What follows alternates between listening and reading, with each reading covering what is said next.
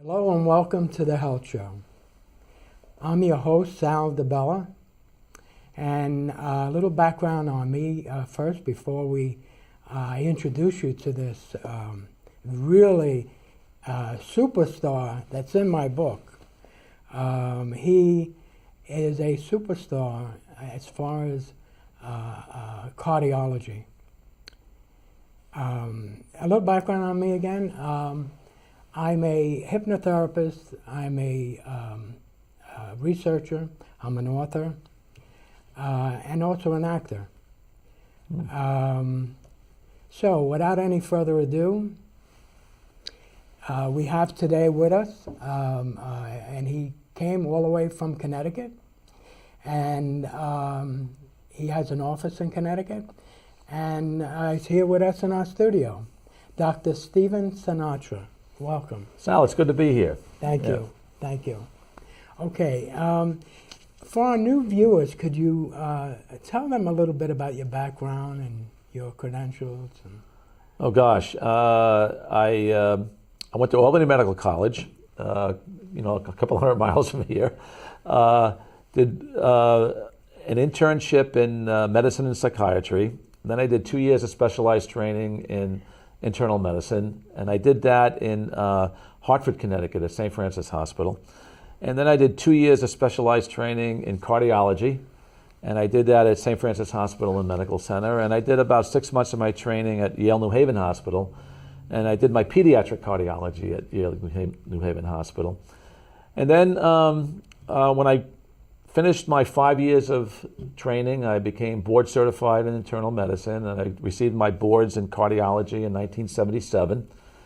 And then I realized that there was a lot more I needed to learn, so I became a psychotherapist. I did 10 years of training in bioenergetic psychotherapy. By the way, up here in Massachusetts, up in Pepperell, at the Massachusetts Society for Bioenergetic Analysis.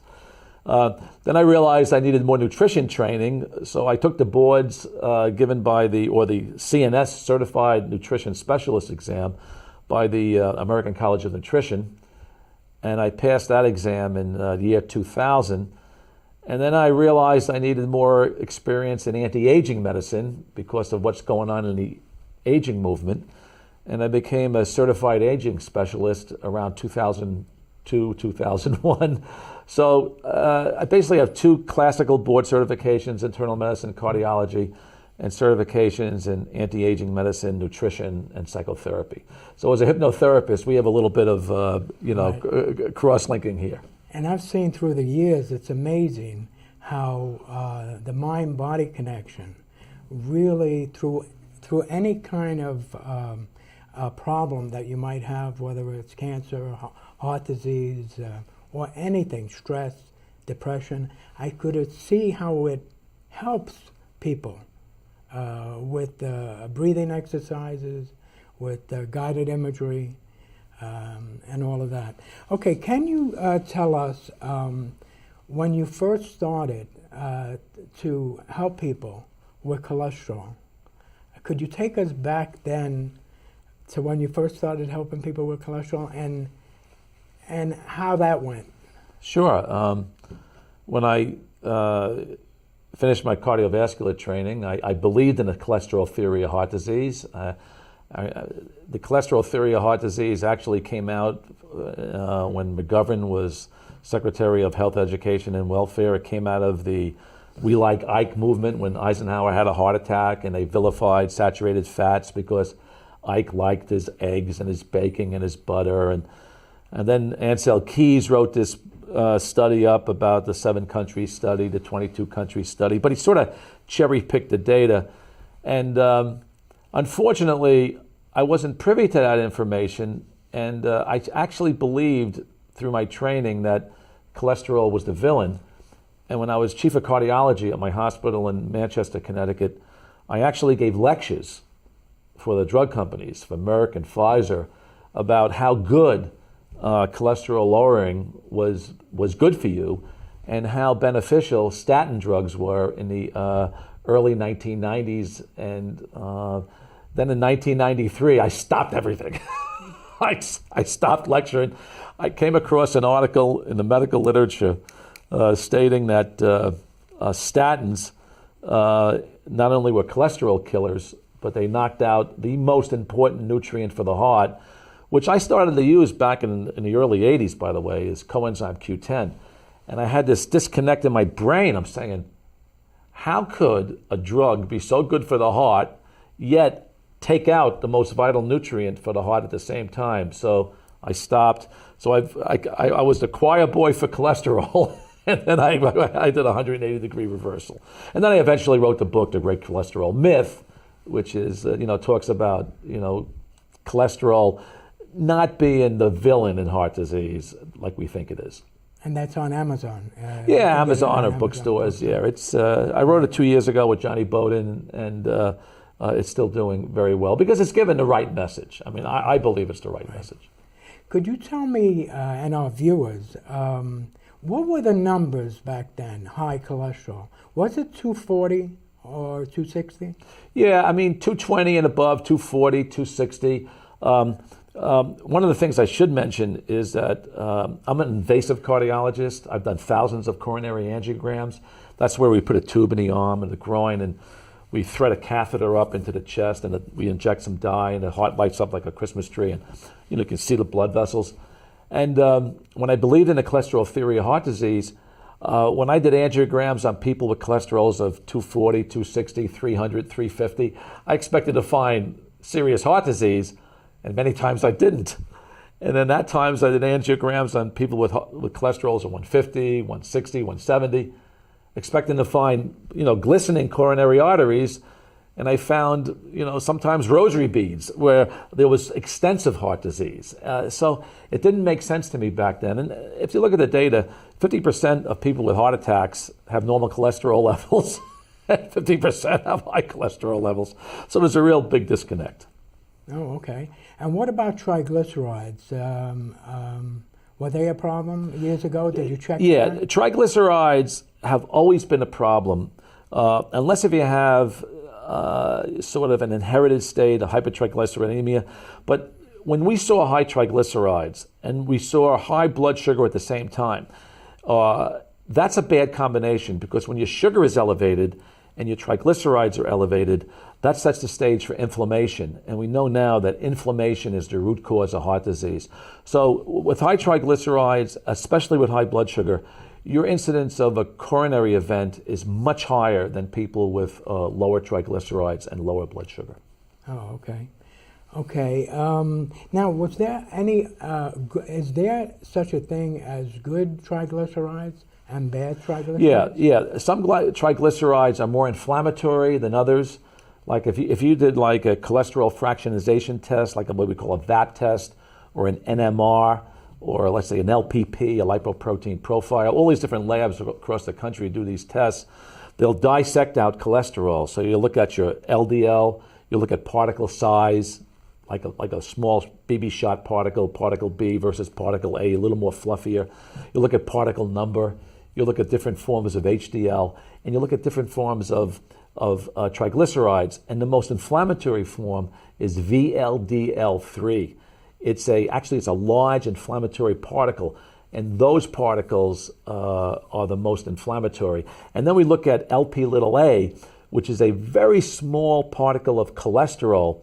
It has what we call a disulfide bridge. It's very inflammatory, by the way, and it also makes the blood clot, which are two bad situations in thickening the blood, which can cause a cardiac event. Those traits are usually inherited. That's why a positive family history, I would really focus on Lp(a), and that is the real cholesterol story, because high Lp(a), in my mind, is really so inflammatory that it will cause inflammation, and it most likely will cause coronary vascular disease. Mm-hmm.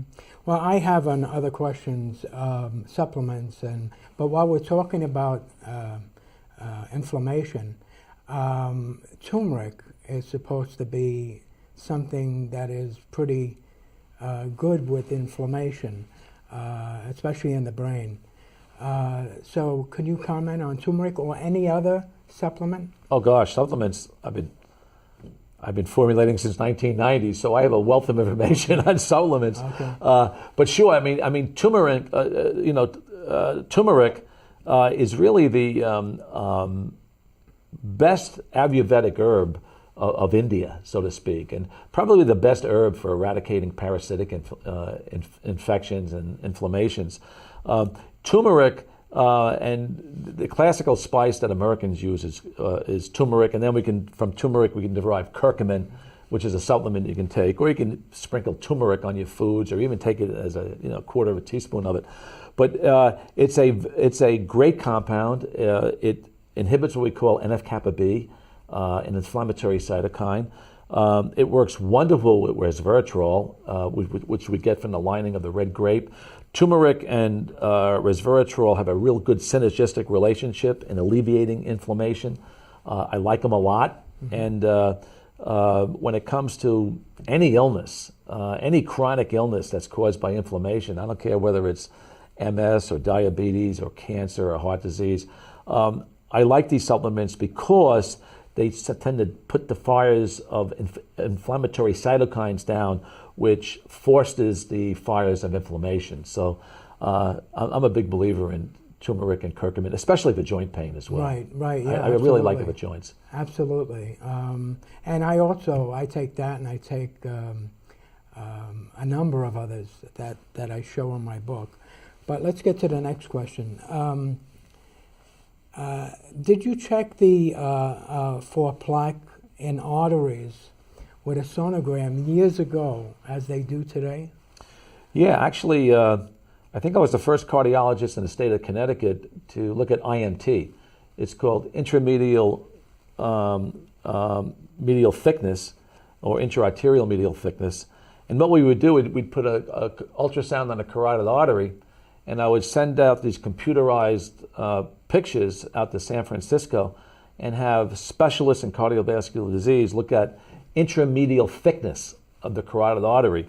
And that's one of the best tests for looking at early coronary disease. Because remember, if you have disease in your carotid, Sal, or if you have it in, let's say, a femoral artery, you most likely have it in your heart and maybe even your brain.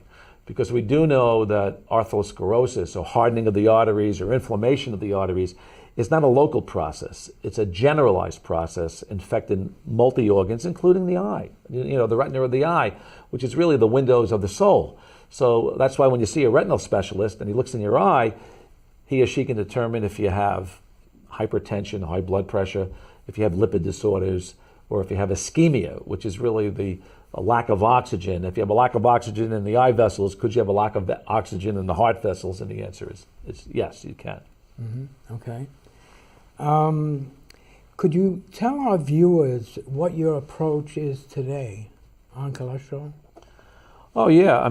First of all, I would say to our viewers out there that, look, folks, cholesterol is found at the scene of the crime. I'm not going to deny that. But it's not the perpetrator.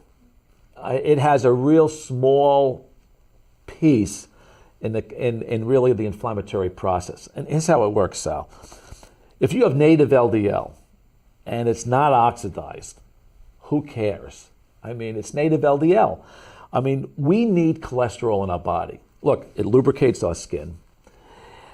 It's involved in the skin. When the sunlight hits our skin, it forms vitamin D3 in the body, which is one of the most precious hormones we have in supporting immune system function.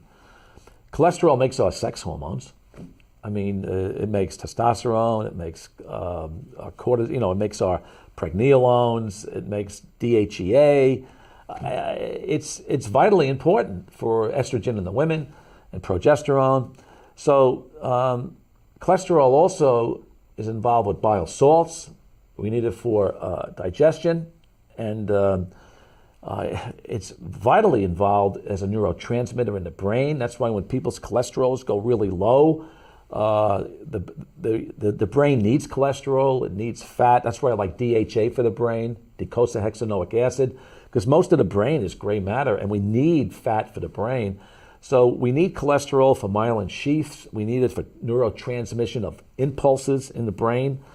So we need cholesterol. Cholesterol is important. Now, When does cholesterol become the bad guy, so to speak? Well, if it becomes oxidized, let's say from trans fats, from overzealous use of canola oil, or if we're using margarines, or if we're using inflammatory omega-6 oils, or cigarette smoking, or let's say mercury in the environment, or chlorine, or insecticides, or pesticides. So if we have environmental toxins, it can change the focus of native LDL and make it a little more angry. That's when we call oxidized LDL. And oxidized LDL can also be created by severe emotional stress. That's why the stress connection is very important. Mm-hmm. So when LDL becomes oxidized, yes, it can become inflammatory. And that's when we do need some ways to tone it down.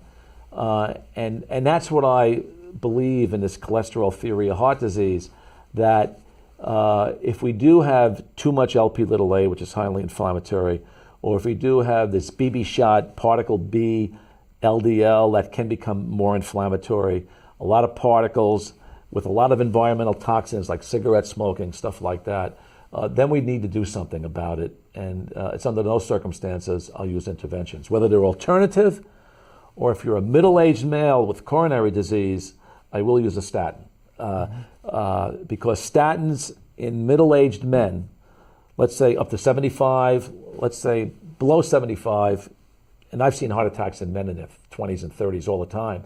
So when I see men with coronary disease under the age of 75, I'll use a low-dose statin, certainly with coenzyme Q10, in my treatment of any male. Will I use statins in women? Very, very rarely. Will I use statins to treat numbers?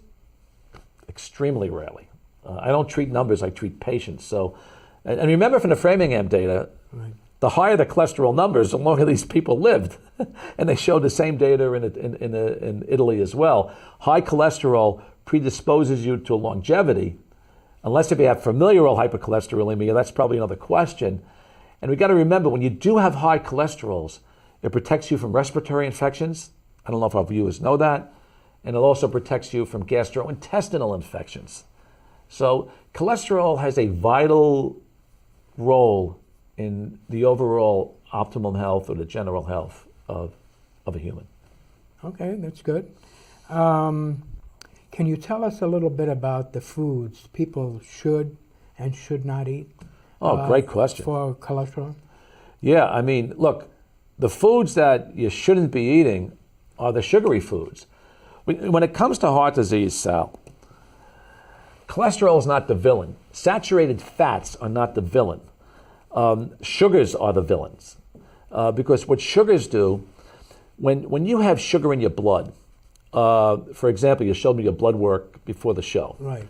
And I saw you had a blood glucose of 80. I really like that, especially in somebody of your age, because when you have a blood sugar of 80, when you have proteins in your blood with a low blood sugar, we call that age glycation, meaning that sugar mixes with amino acids in the blood, and the sugar and amino acids can form what we call a sticky substance. We call it glycation of proteins. The higher the blood sugar, suppose your blood sugar was 120, 130, 140, or even 105 for that matter, that blood sugar would combine with your serum proteins and amino acids, form a sticky substance that accelerates aging. It accelerates the aging phenomena. And in the same process, that creates inflammation, which is the root cause of heart disease. So when it comes to foods, the sugars have to be kept to a minimum. Now, what sugar? Well, we know cakes and brownies and cookies and all that stuff, ice cream and dark chocolate. I'll allow small quantities of dark chocolate because, you know, dark chocolate's another type of food that brings a little bit more to the table in terms of antioxidants and polyphenols. But the foods we need to avoid are the flours, the white flours, the sugary foods like white bread, potatoes, unless if you want potassium in your diet. Potato is the best source of potassium, for example, but you get a big insulin response with potatoes. Certainly pastas, white rice. White rice has a higher glycemic index, or sugar is absorbed faster than white potato. So any sugary food bagels, toast, crackers, anything with white flour in it, I tell people to go to a minimum. Those are the foods that will accelerate the incidence of heart disease. The foods with fat in it, like coconut, phenomenal, great food to eat. Avocado, great fruit to eat because it has monounsaturated fats, and avocado does tremendous things to the body. It helps us absorb more beta carotene, more lycopene, more lutein. In other words, when you eat an avocado, just the fact that you ate it will help you absorb more carotenoids in your bloodstream. Avocado has glutathione, it has mixed vitamin E. It's a phenomenal fruit, but it has a lot of fat. Olive oil. Olive oil is the secret sauce of the Mediterranean diet, and it's a monounsaturated fat with some saturated fats in it.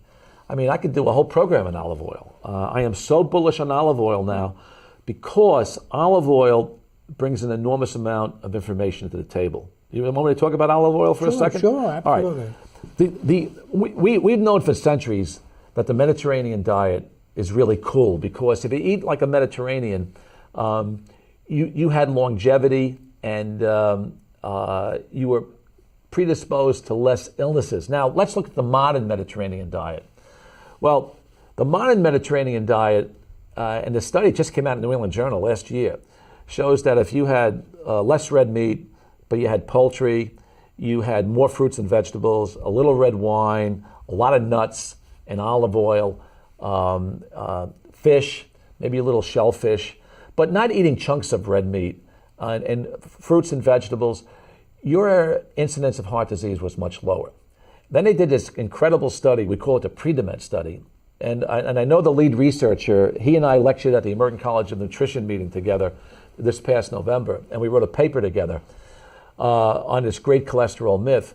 But what they found is that people eating 2 handfuls of nuts a day or taking 4 tablespoons of olive oil. Now, you're Italian. Do you eat 4 tablespoons of olive oil a day? No, right? No. That's a lot of olive oil. Right. That's 500 calories of olive oil. 4 tablespoons a day in olive oil versus the lower fat American Heart Association diet. What they found over a period of 4.8 years in like almost 8,000 people was less diabetes, less stroke, less heart attack, less Alzheimer's disease, less depression, and basically they were eating more fat. Now, an article just came out in April of 2014 in Circulation showing that these people taking in olive oil but not nuts had less atrial fibrillation than the group, because now they're looking at heart diseases. And we all know that olive oil reduces blood pressure. We all know that it fluffs up HDL, it increases HDL. We know that it takes small particle LDL and fluffs it up to a more of a particle A, which is less invasive. We know that olive oil supports endothelial cell function, but the real sizzle on olive oil came out in 2010, because even though as a cardiologist, I've always liked olive oil, and I knew it had antioxidants in it like squalene, which helps prevent breast cancer in women, and it's got hydroxytyrosol and oleopurin. These are antioxidants and phenols that are anti-inflammatory. I couldn't connect the last dot because I was saying to myself, if olive oil is this good, there's got to be another mechanism where it's working, other than an antioxidant, other than a phenolic mechanism, other than endothelial cell function. And in 2010, it came out in the paper, and I bet you don't even know this, and I bet our viewers don't know this, but the research showed in 2010 that olive oil downregulates over 100 pro-inflammatory genes. So in other words, olive oil downregulates inflammation in the body. And we know that inflammation is a sine qua non of aging.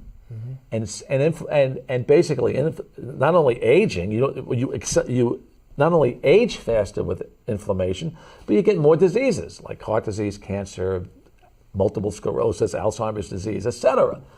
So the secret sauce, or the sizzle, in my opinion, of the Mediterranean diet is healthy olive oil. Now, not all olive oils are healthy. recently they've been cut with canola oil and corn oil and soybean oil. So you must take in 100% extra virgin olive oil. And I really like the California olive oils because they're certified organic, a lot of them, and they are 100% pure extra virgin olive oil. So I know you asked me a question about what are the foods to avoid, it's the sugars, and what are the foods to substitute. Well, I am bullish on healthy fats. Now, let me close it this way. Animal fat is a fat that I would tend to reduce. Vegetable fats like olive oil, like coconut, like avocado are far better, especially when they're organic. The reason why I tend to pull in on animal fat is because, remember, fats in animals contain the most insecticides and pesticides and radiation. They contain a lot of toxins. And if you wrote a book on cancer, you know that toxins are a major source of cancer. So I'll tell my followers to really eat organic and range-fed as much as possible, and always back off on red meat. I mean, it's okay if you eat red meat. I like to follow the 80-20 rule. I mean, I like a vegetarian, vegan diet 80% of the time, and add meat, selected meats like bison, lamb, wild migratory salmon, other proteins in there. And they're on my website. I do a lot of cooking on my heartmdinstitute.com website. I do cooking there to show people that, how to eat healthy. So I think the best diet is either a paleo diet or the Mediterranean diet, minus the pizzas and pastas. But in the spirit of that diet, more of a vegan, more vegetarian quality. And so I'm bullish on seeds and nuts and fresh fruits and vegetables. I think they're the best diets. And remember, the Seventh-day Adventists who eat a lot of nuts, vegetarian, they have a lot less disease. And this Mediterranean pre-dement study showed that 2 handfuls of nuts a day or the 4 tablespoons of olive oil had a significant reduction over a 5-year period. So I'm really bullish on these aspects of the diet. It's almost like epigenetics. Remember, we know that genetics are important, but we do know that beyond genetics is the environment. And if you can alter the genetics with good foods like probiotics, for example, or kiwi fruit, which is a prebiotic that supports GI health, or olive oil that lowers inflammatory genes. Whenever you bring these foods to the table that can alter genetics, that's really cool. Mm-hmm. And that's what our viewers really need to look at. Right. If you were going to write another book, that's what I would write a book about, is how to improve the immune system of our gut, because now we know that our immune system is 90% in our intestines. When I was in medical school, they said it was in our lymph nodes, our spleen, stuff like that, our tonsils, our appendix. Now we know it's in the gut. So what you eat makes a big difference. And again, in that spirit, we need to avoid hybridized wheat. We need to avoid genetically modified foods, things like that. But that's another conversation as well. Right. Talking about food, I had the other cardiologist I have in the book, which Dr. Tom Levy. Great man. Yeah. He demonstrates in all breakfast cereals. His particular type was cornflakes that he did this test on. When they say there's iron in it, there's really shavings of iron in the breakfast cereals, like cornflakes. We had Mike Adams on last week, and he does studies on heavy metals in foods. And he also talked about across the board, all shavings of heavy metals in breakfast foods for children, which is really unbelievable when you think about it. Right. No, I agree, because cereals today are a lot of sugar as well. Right. And if you give a child, let's say, a cereal, even with fresh fruit on top, and the mother gives a glass of orange juice and maybe a piece of toast, where's the protein? Unless if that cereal had a lot of nuts on it. The problem with a lot of breakfast foods today is that a lot of them are sugary. And as you know, when you go into a supermarket, now you got Frosted Flakes and you got so many different sugars added to the grains that are high glycemic to begin with. It's no wonder why we have so much insulin resistance and heavier kids in our society today, because a lot of it, they're exposed to sugars. And certainly the breakfast foods the sodas are really taboos. They bring nothing to the table. And we really need to alter the eating habits of our children because we're giving them too much sugar. And remember, sugar causes heart disease. Right. It's not fats. Fats are protective. And remember one thing, I'm a big mitochondrial guy. I've written a book, Metabolic Cardiology. I believe that cellular energetics is really the key to health. In other words, the more voltage you have in your cells, the more your cells vibrate. That's my interest in vibrational medicine. I've been working on that for the last decade. The higher voltage of your cells, the healthier you are. And we call that ATP, for example, adenosine triphosphate. You remember from high school biology, those little mitochondria in the cells, the powerhouses of the cells that make our chi energy, make our ATP. Those cells thrive on saturated fat. In other words, saturated fats, healthy saturated fats, like coconut, for example, or saturated fats in nuts, walnuts have saturated fats, a little omega-3 fat as well. Macadamia nuts are monounsaturated and saturated. Pistachio have a combination. When you have saturated fats, that's the greatest source for building ATP in our mitochondria, which fuels the body with energy. Mm-hmm. Sugar is a really not a good source of energy for the body. And remember this, Sal, and I hope our viewers take this in, 60 to 70% of all the energy of the heart relies on the beta oxidation of fat inside mitochondria. So when you go on a fat-free diet or a low-fat diet, you're throwing the baby out with the bathwater because your heart requires fat to adequately function. And I'm speaking from the point of view of a heart specialist. So I believe I have enough expertise in heart disease over the last 40 years to make that comment unequivocally, because I just feel that fats have been vilified too much. And by the way, if anybody read Time magazine last week, where they showed that this great fat myth has been propagated for decades, it dovetails what I've been saying for the last 20, 25 years and what we talked about in the great cholesterol myth. And you're for eggs also, right? Oh yeah. I'm an egg believer. Eggs have perfect proteins. The egg yolk has sulfur, magnesium, and lecithin in it.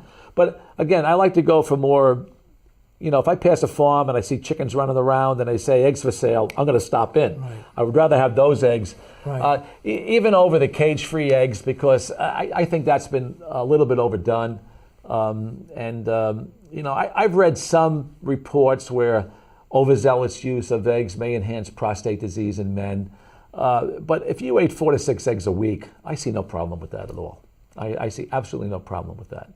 Remember, when it comes to eating, I like balance. Even if you're too vegan or vegetarian, that bothers me. Or if you eat a dozen eggs a week or 2 dozen eggs, that bothers me because you're out of balance. Or if you're all meat and potatoes on one side, that bothers me. You're out of balance.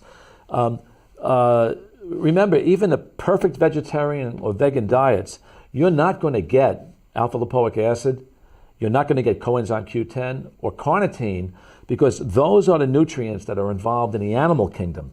So if you're a pure vegan or vegetarian, and I like that way of eating, you're not going to get those nutrients that will protect you from heart disease and cancer.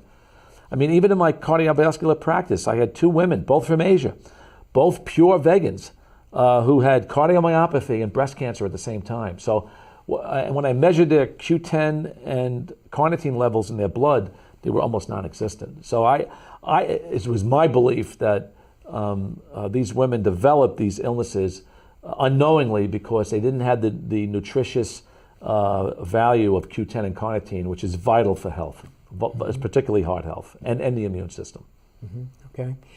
Years ago, I, like you, went to a doctor, cardiologist, because I had high cholesterol, and he prescribed statins for me, Lipitor. Yeah. Okay, so I took the Lipitor.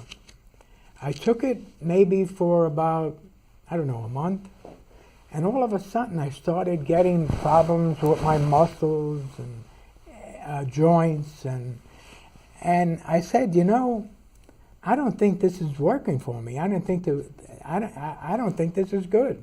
So what I did was I did research, and I looked, and these are some of the symptoms that you can get from statins. Right. So I stopped it immediately, changed my diet, and I started to walk a little more and exercise, and they always stood. They came down, but they always, stood within range of the same amount.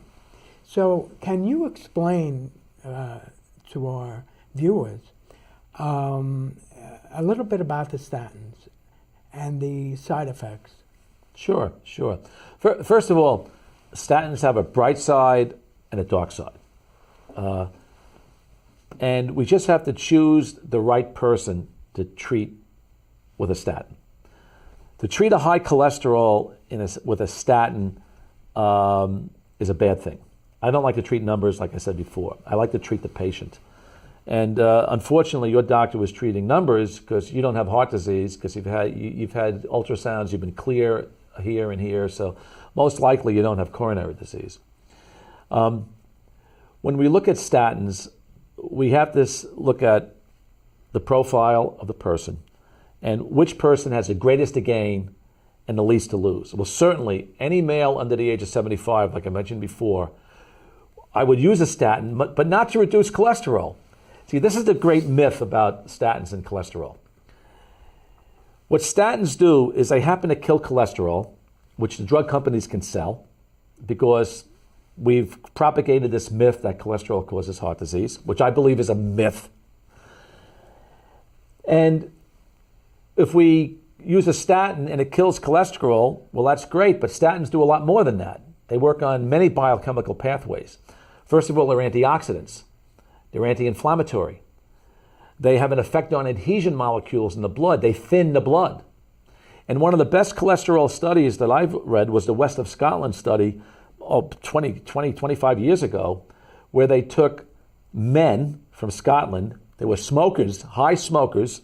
A lot of them had low HDLs, and a smoking male with a low HDL is a significant risk for heart disease. That's double handcuffs. And what they found was that when they used a statin, I believe there was Pravachol in that group, these men had less cardiovascular events than their controlled counterparts. And I believe it because, not because of cholesterol lowering, but because smoking and low HDL thicken the blood. They make it like red ketchup. The reason why I'm concerned with low HDLs, particularly in males, is because the blood becomes thickened. And we know that it's thick blood, red ketchup-like blood, which is highly inflammatory, which can cause clots in the brain or the heart, which is a stroke or a heart attack. So when statins were used in those high-risk men, I support it. Now, I use a statin in any male with coronary disease, regardless of his cholesterol, because of the other effects of statins. Antioxidants, anti-inflammatory, anti-adhesion molecules, thin the blood. In women with heart disease, I have not seen significant benefit, although I will use them in an occasional women with coronary disease. Do I treat women with high cholesterol? No, I don't with statins. Do I treat men with high cholesterol with statins? No. Would I treat a male or a woman with this familial hypercholesterolemia? They have this gene where they have cholesterols of, let's say, over 375 all the way up to 1,000. Well, the data in these people is mixed.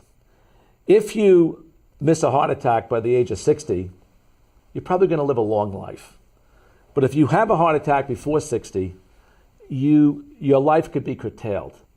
So in people with familial hypercholesterolemia, one recessive gene happens in about 1 in 500 people in our society. That's still about a few million people. Would I use a statin in those people with coenzyme Q10? The answer is yes. If they have symptoms of statins like you had, I'd pull a statin. But I would use a low-dose statin. I'm talking 1 in 500 now. I would use a low-dose statin with with CoQ10 support. Now, what about the children that have been dealt 2 recessive genes? Fortunately, it's 1 in a million. So that means there's still about 300 children a year born with this. But these children have cholesterols of way over 1,000. They have problems with receptor sites. They need liver transplants in order to survive. Mm-hmm. So that's sort of the statin story, with children. Very, very rarely will they use a statin in a child. 1 in 500 with familial hypercholesterolemia, any male with coronary disease under the age of 75, and that's about it. Because statins have a dark side. They can cause cataracts, long-term use in women, higher incidence of breast cancer, certainly musculoskeletal like you had, sexual dysfunction because of knocking down of hormones, and the list goes on and on and on. Polyneuropathy, liver dysfunction. I have had so many people, because remember, I used statins in the early 80s. And as a cardiologist, I was hearing things like, Doc, I can't play doubles tennis. I walk the dog and I get cramps in my legs. Doc, I can't get out of a chair. And back then, when I was a younger cardiologist, I didn't get it. But then after I heard the symptoms over and over again, Doc, I can't remember where I placed my keys. I'm losing my mind. I'm forgetful. These are statin side effects that people have to be privy to because it's not getting older. I had men telling me, I must be getting older, Doc. And no, it's the statin. So statins can be a blessing or a curse. There is a place for them in medicine, but instead of millions and millions of people, I'm saying a small chunk of men with coronary disease, and probably those 1 in 500 with familial hypercholesterolemia, I would use a statin. A friend of mine, it must have been over 30 years ago, he was a thoracic surgeon, knew I had high cholesterol, and he said to me, take an aspirin a day. And I think it's over 30 years that I've been taking an aspirin a day. I changed from a whole aspirin years ago. To a baby? To a baby, because my nose, in the middle of the night when I was sleeping, started to bleed. Yeah. And it woke me up right away. And so I changed to a baby aspirin. And I've been taking it ever since, I believe.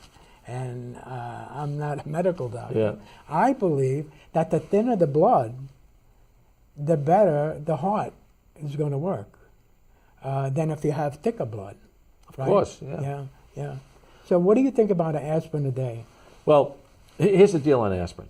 For secondary prevention, like if you had heart disease, I like an aspirin every other day or a baby aspirin a day. I do like it. I support it. And plus, I saw this as a clinical cardiologist, and the data supports it in the large randomized trials. However, when it comes to primary prevention, for healthy people, I do not like an aspirin a day because between 19 and 20,000 people a year die of GI bleeding from aspirin. It's not an innocuous, you were lucky. You woke up with a nosebleed that an angel came to you and gave you a nosebleed instead of a GI bleed, because a GI bleed first time around can be fatal. So you're a lucky guy, count your blessings. Now, in your case, I saw your HDL, it was in the mid-20s. So your thoracic surgeon inadvertently did a great thing for you, because when you have low HDL, like I said before, it thins the blood. It thickens the blood. Yeah, low HDL thickens the blood, so when you take an aspirin, it thins the blood. So now you're overcoming a vulnerability of the low HDL. You're neutralizing it. So that was a good thing. Even the researchers in the West of Scotland study said that the statins that these smoking men with low HDL, was working on a different mechanism. They said back then it had to do with blood viscosity and plasma viscosity, meaning the thickness of the blood. Those researchers also suggested that statins were changing the shape of red blood cells going through the spleen, making it more slippery, so to speak. So we call out those the pleiotropic effects of statins. So in your case with the low HDL, because your risk of heart disease was higher, your thoracic surgeon did a good thing. Thank God you had a nosebleed and you went down to a lower dose because you're a lucky guy. In other words, any drug, whether it's aspirin, I don't care, any drug can have a downside. And we need to be cautious that drugs can cause harm. Remember this, Sal. Remember this. The fourth leading cause of death in America today, following heart disease, cancer, stroke. Number 4 is properly prescribed pharmaceutical drugs. Properly prescribed pharmaceutical drugs. So if we can get by without pharmaceutical drugs, by all means do it. And look, in some circumstances, we must use pharmaceutical drugs. Right. So I'm not vilifying pharmaceutical drugs, but I'd rather have people use more diligence and maybe choose alternatives for situations that they can obviously live with. Well, as far as I'm concerned, and through the years, I cut out a lot of pharmaceutical drugs unless I needed them, like if I had an infection or something like that. But you know, you listen to all of these commercials where it can give you this, can give you that, can give you this. I mean, to me, I pay attention to all of that because I'm a researcher. And when I hear that, it stands out and I remember. So I think last year I got something back from Medicare, and it said that my what it cost me was like $12 for the whole year. I look for alternatives. I take my 20 vitamins a day. Yeah, so do I. Okay, so why don't we start there? What do you take for, I know you take CoQ10. You've been taking that for many, many years. Yeah, almost, let's see, 1982. I would say more than 3 decades I've been taking CoQ10. Yeah. Okay. Yeah. I think CoQ10 is the most vital nutrient anybody can take. CoQ10 is starting to become a household word. You see it on television now.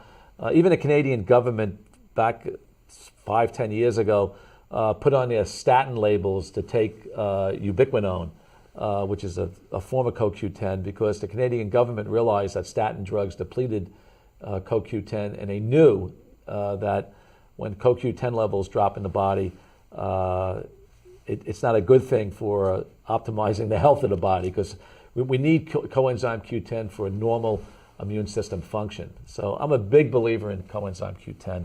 I mean, I've done so much research on CoQ10. I've published maybe a dozen papers on CoQ10. I've written books on CoQ10.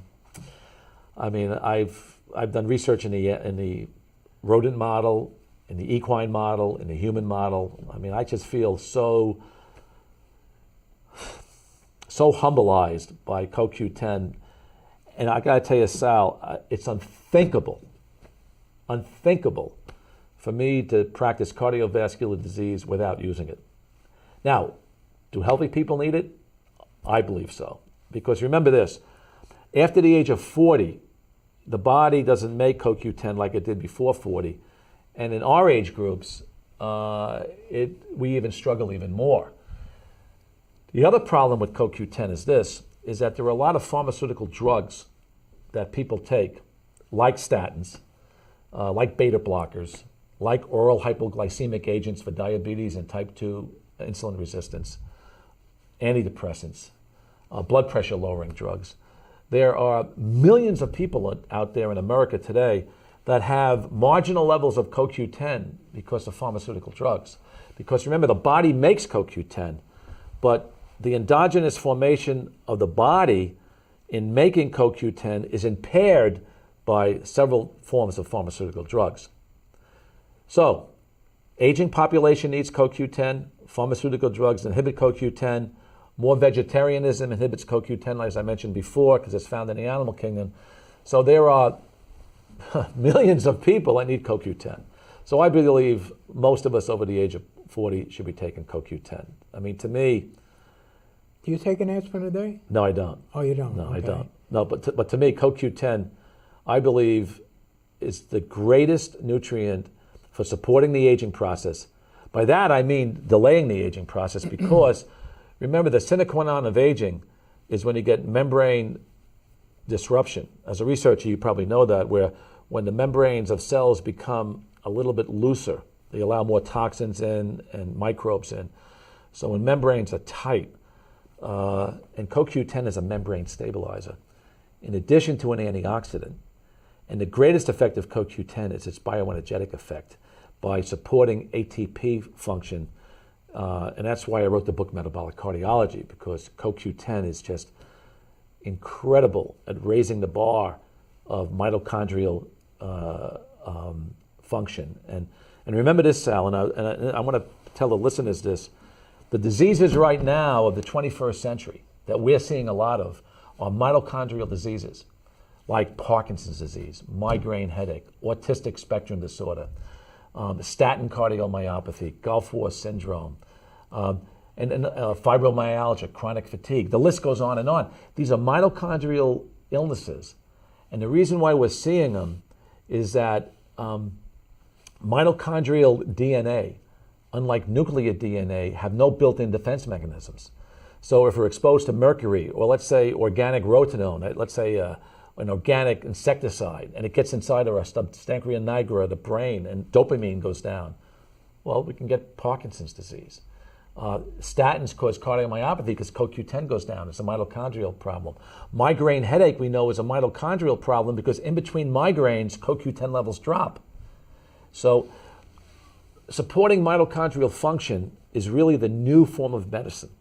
And I'm a mitochondrial, well, you could probably call me an expert in mitochondrial diseases, but I'm a mitochondrial person because I believe, when I took the boards in anti-aging medicine, I believe that the mitochondrial theory of aging is the most important, more so than a growth hormone theory, more so than a neuroendocrine theory of aging. I believe that if you support mitochondria, you'll support the aging process. So that's why I like coenzyme Q10, because it's the number one ingredient to support mitochondrial function. Sorry for the long answer. No, that's great. Can we talk a little bit about the mind-body connection now? I love it. Yeah. And how it helps people deal with stress, anxiety, depression? Sure. I wrote the book Heartbreak and Heart Disease when I was 42 years old. I'm now 67, so what is that, 25 years ago? It was my best book. I have to tell you, I feel that the mind-body connection to heart disease is so profound. That's why I became a psychotherapist. I studied with Dr. Alexander Lowen. He was a bioenergetic psychotherapist.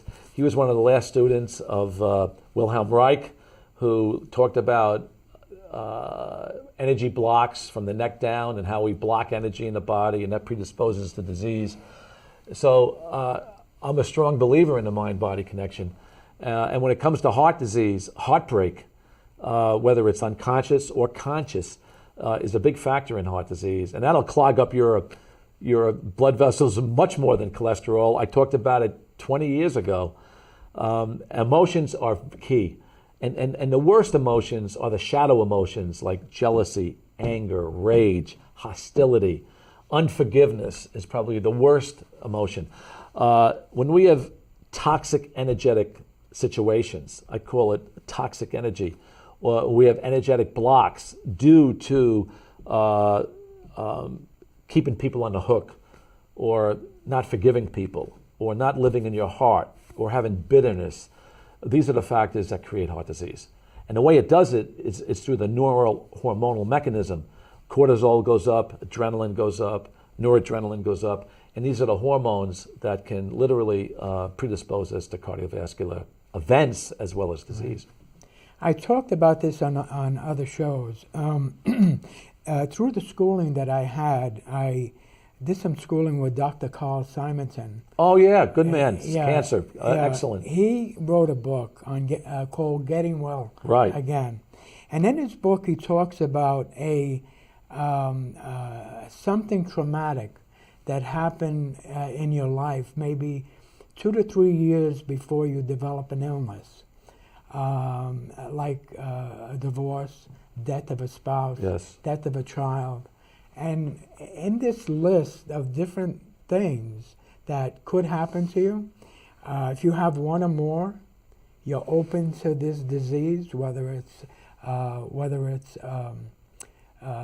cancer, whether it's heart disease, or other diseases. So can you comment a little bit on that? Yeah, I've read a lot of Simonton stuff. He's absolutely right. Dirkie Hamanau is another German physician that his son died. He developed testicular cancer. He writes about it. There are multiple illnesses, including the ones you mentioned, cancer and heart disease, at the top of the list that are due to repressed, heartbreaking emotions. And the most important thing about heartbreak, and we all experience heartbreak in our lives. I mean, we can't escape it. And we all have dreadful events that have happened to us unexpectedly. And it's my belief that one of the best ways of healing the body with profound loss of a spouse, loss of a child, loss of a job, loss of a pet. I mean, I've seen it in every way. But when we have the loss of a vital connection, that's the key word, Sal, vital connection. And if we can't establish a new connection, like we lose a job, and we can't find a job, because a job in a male is even a female, but a job loss is really, really devastating. And I've seen so many heart attacks in men who've suddenly lost a job and they had a heart attack. Because it's more than a loss of a job, it's a loss of self-esteem. And when we have a loss of a vital connection, the most important thing we can do, if we cannot substitute another connection, is to cry. And the problem with a lot of people in society, for both men and women, they don't show emotion. They don't want to cry. I did a workshop in the 80s, back in 1984. I had it published in Connecticut Medicine. We did a workshop at Manchester Hospital. We had 44 people. I did a stress and illness workshop. And we collected urine, 24-hour urines. And we measured the urine for stress breakdown products like cortisol and adrenaline. And what we found was that women who, during the course of the workshop, when they networked with one another, when they cried with one another, when they hugged one another, when they got angry with one another, when they were just alive and showing their emotions, when we broke the codes, the women had low breakdown stress products in their urine, meaning that they discharged all their stuff, they weren't holding on to stuff, and there was no stress in the urine. And none of these women had heart disease. So that was cool. When we broke the code on men, the men in the workshop who were like this, "You okay? I'm fine, I'm fine." The men who didn't cry, didn't get angry, didn't show emotion, when we checked their urine, they had astronomical products of stress breakdown products, and 4 out of those 5 men had advanced heart disease in that workshop. And what I learned was that men who don't cry get heart disease. So after I did that workshop, that was my issue. I had a difficult time crying. I played high school and college athletics. I didn't want to show my fear. I mean, I did 10 years of psychotherapy. I dealt with my unconscious self. And I realized that as a cardiologist, I needed to cry. And I went into therapy, learn how to cry, try to get out of my repressed sadness. And when I realized that the best thing to get me cry was going to a movie that made me cry. Sad movie. A sad movie. Now look, folks, I got to tell you out there, when you go to a movie, it's not the movie that makes you cry, but the movie touches the innate sadness we have. And the best movie that really touched me was Hoosiers with Gene Hackman. I don't know if you saw that movie, but I'll never forget it. I was with my 8-year-old son, And he was sitting next to me, and he goes, "Dad, you're crying, you're crying." I go, yeah, Drew, I really need to cry because I'm releasing the heartbreak that can lead to heart disease. I saw that movie 5 times. I saw that movie. It was better than paying a psychotherapist $180 an hour back then. So I saw that movie, and I literally discharged repressed sadness out of my body. Now, I say that to people, even when they experience tragedy, don't repress emotion. In other words, the tip of the day, if there's a tip of the day for our viewers, is that if you have an emotion in your body, whether it's sadness, grief, anger, not rage. Rage is an uncontrollable emotion. Rage scares me a little bit because we lose control. But anger, sadness, grief, allow that emotion to be released. Have the emotion. And just feel it. Don't editorialize it and say, oh, I shouldn't be sad, I shouldn't be angry. No, we're all sad and angry. But experience the emotion, because when you do that, you are sort of opening up the spigots that cause tension in the body. Remember, repressed anger is the Achilles heel of the cardiovascular system. We see more strokes and heart attacks from repressed anger and during fits of anger than anything. And you add sadness onto that, because remember, you're a therapist, you're a hypnotherapist. We use anger to cover up sadness, because we'll go to anger first. We don't want to show our sadness, because that's more of a vulnerable, repressed emotion. I like talking about, I'm a certified therapist. I like talking about the emotions, because I feel the emotions are key in any illness, including arthritis. Yeah. Forgiveness is another, as you said before. It's amazing. Years ago, my father, being, say, in his 50s, started to get emotional. He used to cry, in sad things. And I used to say, wow. I said, look at that. Here he's a strong, powerful guy. And look at that, he's crying. But, as I've been getting older, and I go to a movie that's sad, boom, I start to cry also. That's going to save your life. Yeah, absolutely. That's going to save your life. Absolutely. Okay, maybe we could go back to what we were talking about before. And a person that's, say, anywhere from 50 to 80, I thought I, read this somewhere. Their numbers in cholesterol automatically are higher. Is that right? Yeah, in other words, the older we get, the higher the cholesterol generally. Okay. And that's, what about PSA? Would that also? PSA there's a lot of controversy on, but PSA tends to go higher with age. That's why we have decade markers. My theory about cholesterol going higher with age, it's almost like a built-in mechanism to protect the body. Okay. That's what comes up for me. Yeah. Because remember, cholesterol protects us from infections, and it also protects the body from, I think we have better cognition with higher cholesterol. So, to me, when I hear the cholesterol going up with aging, again, it's sort of a protective mechanism. Okay, we talked about diet. Can we talk a little bit about detoxing the body? Oh, I love that. Yeah, I love that. Now you're talking about my 6 pillars of healing. And if we get into grounding, that'll be even better. Yeah, I'll just say my 6 pillars of healing that I write in my books and my subscribers, and I talk about in my websites all the time, whether it's drsinatra.com or heartmdinstitute.com. My 6 pillars, and we addressed them. One is a non-inflammatory diet. I like the Mediterranean diet, minus the pastas and the pizzas. Okay. Right. I like exercise. We haven't talked about that. I like detoxification. I'll talk about that. We did mind-body. We did targeted nutraceuticals, but I didn't talk about omega-3s I talked a little bit about resveratrol and carnitine and CoQ10. I like good B vitamin support, but targeted nutraceuticals are a must.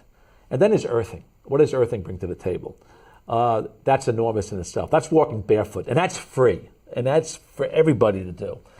So those are my 6 pillars of healing. And let's talk about detox. Detox is incredible. We are exposed to phthalates and mercury and chlorine and lead. Lead's in everything, especially green vegetables. So we need a detox, put it into our daily program. The best way to detox is to sweat. believe it or not. So you postmenopausal women out there that want to keep turning on your air conditioning, if you do sweat a little bit, and my wife is probably going to wring my neck for saying this, but if you sweat a little bit, that's good for you, because the more you sweat, the more you're going to sweat out those insecticides and pesticides and heavy metals that lie in the subcutaneous layer of our skin. So I'm a big fan of saunas. I'm a big fan of far infrared sauna. I'm a big fan of hot yoga. I do hot yoga whenever I can because of the sweating. If I'm in a exercise facility, I'll put on some clothing to sweat more. So sweating is key. So that's detoxing through the skin. I also love detoxification through the GI tract. And I developed an electrolyte formula for drsinatra.com that I use every day. It's a powdered vitamin, and it has potassium in it, 1,000 of C, 1,000 of D. I have grapeseed extract in there for nitric oxide release. I get all the minerals in there because we're deficient in minerals. And I add this electrolyte drink. And by the way, when I do the hot yoga, I have to take it or else I'll cramp up because we lose a lot of potassium in sweat. But I add psyllium husk. Are you familiar with psyllium husk? No. You can go to any health food store, folks. It comes in a container like this. It's psyllium, and it has lots of soluble and insoluble fiber. So I'll mix 2 tablespoons of psyllium husk in my electrolyte drink that's flavored with stevia and has a pomegranate flavor. If you want to add an ounce of pomegranate juice, that's even better, with about 10 ounces or 12 ounces of water. I'll stir that up and drink it every day. And you will be amazed when you take psyllium into the gut with all these minerals, you're going to flush out the intestines. And when you do that on a daily basis, now you're not holding on to toxins. Remember, when you're obstipated or constipated, you're reabsorbing your toxins in your intestines. So it's vitally important to eat a high fiber diet. Now I combine this is where the vegetarian diet has advantages, where you're eating more fruits and vegetables, higher fiber. You combine that with my psyllium seed electrolyte drink, and it's a knockout punch for detoxing the body through the GI tract. So I like it through the skin, I like it through the GI tract, but there's other things you can do. Brushing the skin, I really like brushing the skin. I like liver support. If you take like a old cotton shirt, a cotton t-shirt that has holes in it, or your underwear, and you, before throwing it in the garbage, put it on your liver and put on some castor oil. It's a castor oil pack that naturopaths have taught me about, and that helps to draw from the liver. I like psyllium, milk thistle. For foods, artichokes. Artichokes are the best food for detoxifying the liver. So go to the store, get artichokes. Organic is preferred, but even if it's not organic, it's okay. My trifecta for steamed vegetables would be Brussels sprouts, cauliflower, and broccoli with lots of garlic. When it's cooked or slightly steamed, douse it with extra virgin olive oil. That's my trifecta for high fiber, cleansing the bowel at the same time. So I'm glad you asked me the question on detox. I'm a strong believer in detoxification for optimizing our health. And remember the electromagnetics. We are getting an enormous amount of toxins via electromagnetics. So when you use a cell phone, I like to put it on speakerphone. Never hold it towards your ear. Use a speakerphone. I don't like cordless phones in the house. I throw them out. Use Ethernet whenever you can, as opposed to Wi-Fi.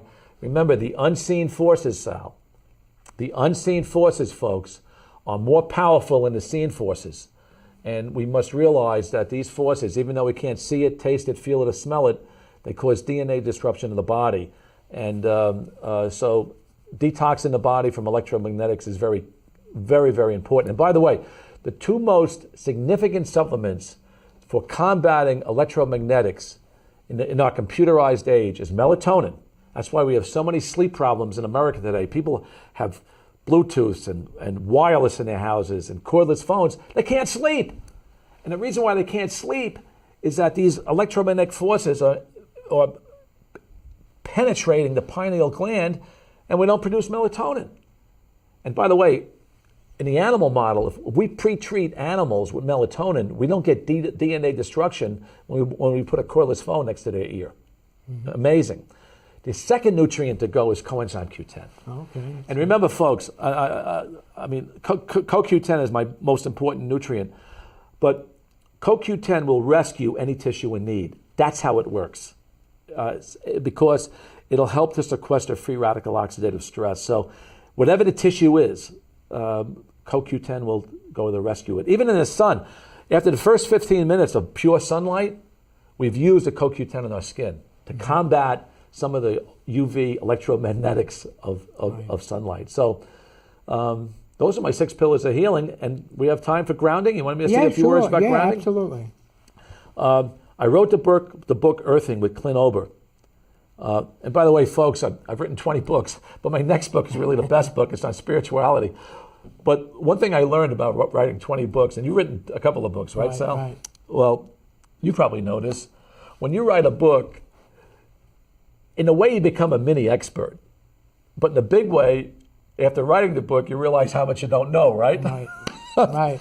So every book I write makes me more and more humble about this whole disease process. Well, let me talk about earthing. Earthing, to me, was my most incredible discovery of all time. I mean, when I learned about what earthing does to the body, and look at it this way. The earth is struck by lightning thousands of times a minute, especially around the equator. And the earth is endowed with electrons. And when we walk barefoot on the earth, or if we walk on leather shoes, like I'll show the listeners, I have leather cowboy boots here. When we walk on leather, on concrete, grass, sand, now at the beach, that's the best. When you walk on a beach with water on it, or you go swimming in the ocean, that's the essence of earthing. When you do that, you are filtering into your body electrons. We do it through the K1 point of the foot. It's right below the big toe. And that K1 point intersects with meridians that go up the back, through the back of the skull, in the back of the tongue to the roof of the mouth. So we're literally connecting the mind-body situation through the K1 point of the foot. It's like how the foot is connected to the brain. And Chinese medicine knows that. So when you place your bare feet on the earth, you are endowing yourself with gazillions of electrons. It's like taking handfuls of antioxidants and CoQ10 and the carotenoids and the flavonoids. What you're doing is you're putting electrons in your body, and you're sequestering positive free radical oxidative stress. Most free radical oxidative stress has a positive charge. There are some negative charges as well, but most of them are positive charge, and now you're locking them up, you're neutralizing it, and what you're literally doing is you're putting the fires of inflammation out. So we've had hundreds and hundreds of testimonials in both of our books, because we have a new edition out. By the way, I called the old book Earthing, the Greatest Discovery Ever with a question mark. The new edition is Earthing, the Greatest Discovery Ever with an exclamation point. Because I have heard from so many people, and I've done research studies in earthing. I have heard that it has changed lives, whether you're diabetic polyneuropathy, diabetic sores, depression, muscular pain, I mean, you name it, multiple sclerosis, diabetes, heart disease. What I found with earthing is two things. It supports heart rate variability, it balances the autonomic nervous system, and it thins the blood. I did the research on zeta potential, where we looked at earthing, and it literally makes the blood more like red wine as opposed to red ketchup. And you mentioned thick blood before. Right. So your intuitive hit is right. Thick blood causes illness. What earthing does, it thins the blood. So it was my greatest discovery in my lifetime. And I'm blessed that I was able to bring it to your audience and to people, because it's free. Yeah, remember, absolutely. Walking on brick, concrete, grass, dirt, not asphalt, it's man-made. Not asphalt. But if somebody has a house here in New England and they have a tiled kitchen floor and that's on a bed of concrete or dirt, walk barefoot in your house, folks. If it's in the middle of winter and you got a fireplace, put your hand right on that fireplace, because now you're going to sit with your fanny on that hearth, or put your bare feet on it, and you're going to be earthed. So I love that, and it will heal the body.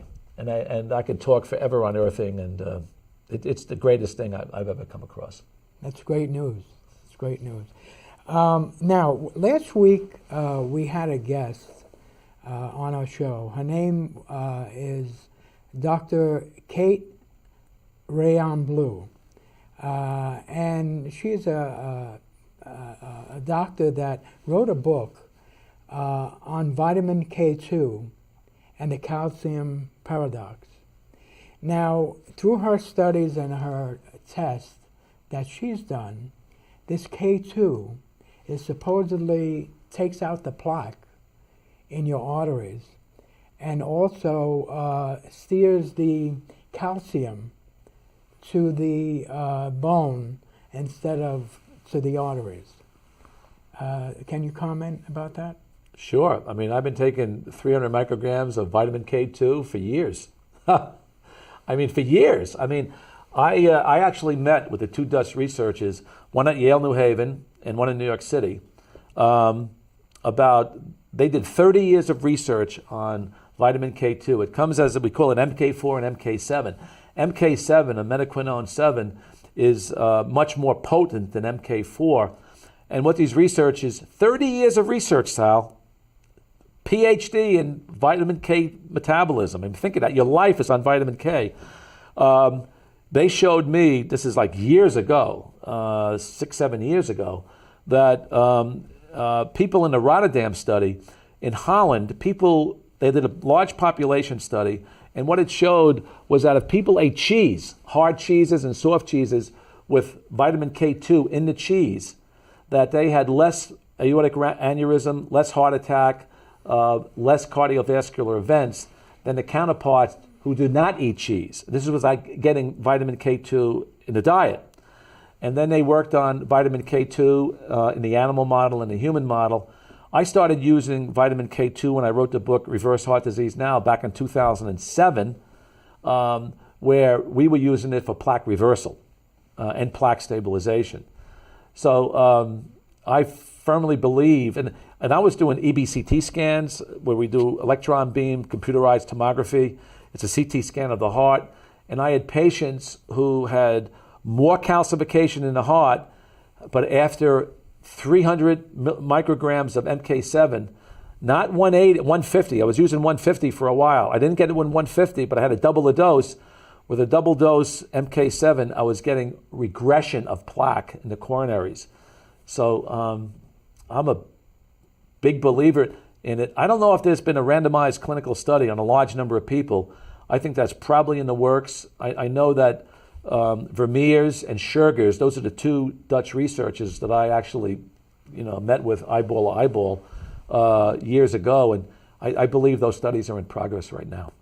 Now, years ago, and probably even still today, they take history, doctors, when you go to them for the first time, of your parents' history, whether they had heart disease or not.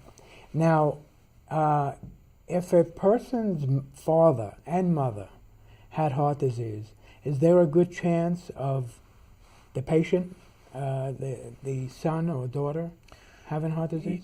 Good question. One I dealt with for 4 decades as a clinical cardiologist. What I would do with that information, Sal, is when I hear of sudden death in the family under the age of 50, heart attack, or heart disease in 2 parents, I would turn your blood inside out. Again, in Reverse Heart Disease Now, I call it toxic blood syndrome. And I talk about that on my Heart MD Institute website many times. So I would check you for serum ferritin. I would check you for fibrinogen, C-reactive protein, homocysteine, LP-little-a, hemoglobin A1C. Cholesterol, I haven't mentioned it yet, but that's way down on the list. In other words, I would check you for metabolic syndrome and making sure that you do not have genetic penetrance to LP-little-a or even homocysteine. High homocysteine levels will cause accelerated aging. So in those families that had early heart disease, I would check the genetics and check the blood markers of inflammation. Now, lots of times the family smoked. People who smoke together, they can croak together. I mean, that happens. People who pray together stay together. So in families that smoked, if their parents smoked and the children smoked and they got heart disease, I did not see that as a red flag. So environmentally, let's look at it this way. If your dad had a heart attack and died at age 47, but your dad was a smoker, ate a lot of sugar, was a type A, flaming person, working incessantly, had issues with emotions, held in emotions, and you did not follow your dad's, pattern. Lifestyle, yeah. Mm-hmm. You became a non-smoker. You didn't eat a lot of sugar. You meditated. You had a more balanced life. Would you get heart disease? No. I don't think so. No. This is where I feel genetics is playing a lower level than environment.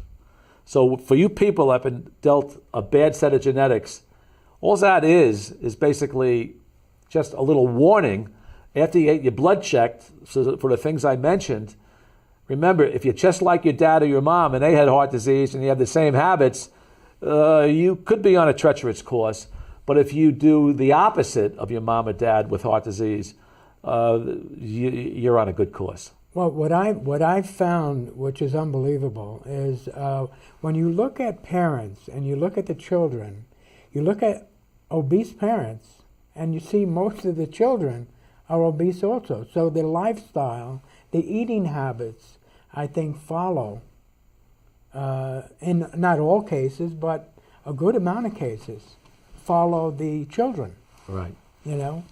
Well, there's an old saying, and I probably spent about $200,000 in psychotherapy learning this, but children will follow what you do, not what you say. Mm-hmm. Children track energy, not words. So if an adult says don't smoke, but the adult smokes, they're going to smoke. Right. Now, the other side, and maybe I can take this to a higher level with your audience, I hope your audience is open to this. Whatever you detest in your child, emotionally, is what you don't like in yourself. Mm-hmm. And that took me a long time in psychotherapy to realize that. So your child could be a messenger. And a great book on that was Alice Miller's Prisoners of Childhood, where whatever you don't like energetically in your child is your issue. That's why people fly off the handle and sometimes yell at a child, because they see their own issue and they don't know how to deal with it. Right. So, hopefully we can take your listeners to that level. Right. That's good. Now, before we close, is there anything that we haven't touched on that you would like to say? No, I think we touched on anything. I should mention omega-3s. I mean, okay. There is more and more propaganda coming out that you shouldn't be eating fats. And look, we talked about saturated fats and monounsaturated fats. They're great. Trans fats are out. We know those. Right. But the omega-3s you really need, whether it's chia seed or flaxseed. You can get them in little walnuts, a little bit of fermented tofu. I like fermented tofu because it's already digested. Certainly squid oil, that's what I use, calamari oil, because it's has high DHA over EPA. Fish oil, krill oil. A lot of the doctors out there who say no oils, I think it's too aggressive. I like the fact of not using omega-6s, they're inflammatory oils, but I don't like throwing the baby out with the bathwater. So choose oils wisely, whether it's olive oil or omega-3 oils. And I don't like this all or none situation. It puts the body out of balance. But when it comes to omega-3 fats, I like people on at least a gram a day. I really like that, of mixed DHA over EPA. I happen to favor DHA better because it's great for the eye, the retina of the eye. It's good for the brain. It's good for the heart. So I like the omega-3 weighted more in DHA. Okay. Can you tell our listeners, or viewers, I should say, how would they get in touch with you? Do you have a phone number, or where are you located? I know you're located in Connecticut. Well, I live in Florida half the year too, but if they went to drsinatra.com and they sent a question, sometimes I can answer those if it's not too personal. I mean, I answer questions on Facebook there. I got about 40,000 Facebook fans there. HeartMDInstitute.com. They can send questions. I'm afraid to give a email because I get too many questions. Right. But heartmdinstitute.com would be okay. And I think between those two, I would probably get enough exposure to them. But remember, if you're looking for a good cardiologist in Massachusetts, Dr. Richard Delaney in Milton is probably the best cardiologist I've come across in my lifetime. And I should say he's the second best cardiologist. I only say that. And I hope Richard watches this. I love Dr. Delaney. He's a good soul. He comes from his heart. He's been doing vibrational medicine for 10 years. He's in the forefront of medicine. He is a prince of a man, and I love him dearly. And if people needed a cardiologist, by the way, Dr. Delaney's been using CoQ10 as long as I have. I met Dr. Delaney at a conference in the early 80s. There were 300 cardiologists in the conference, Sal. 2 of us used CoQ10, and we found each other. Now, is that divine intervention? Yeah, is that the angels absolutely. working as far as Absolutely. network? I mean, how can 2 guys out of 300, there were a few women back then, there were doctors back then, but how could 2 guys that use CoQ10 out of 300, find each other? Hopefully we're going to have him on our show. Oh, you got to have Dr. Delaney because he will introduce you to the new form of medicine, vibrational medicine. By the way, the best book I've ever read is Richard Gerber's Vibrational Medicine. He's deceased now. But the field of the future is electrodermal testing, biomeridian testing. They go by different names, OnDemand, Zyto, NEH systems. They go by so many different names, but Scan is another one. Electrodermal testing brings something special to the table, especially if conventional medicine can't figure out what's going on with you. Dr. Delaney will figure out what's going on with you. He may have to spend 8 hours a day with you, but he'll figure out what's going on with you. That's how good he is. I want to thank you so much okay. for joining us on the Health Show. And there you have it, Dr. Sinatra.